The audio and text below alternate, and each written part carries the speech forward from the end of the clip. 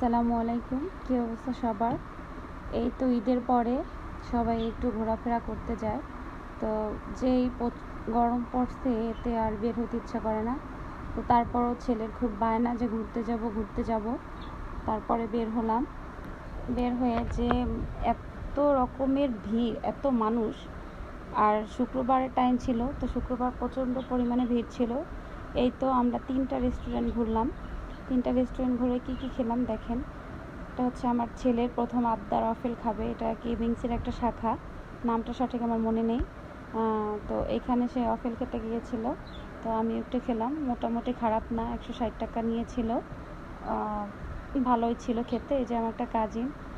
তারপরে গিয়েছিলাম হচ্ছে আপনার সিক্রেট সলে বিরিয়ানি খাওয়ার জন্য।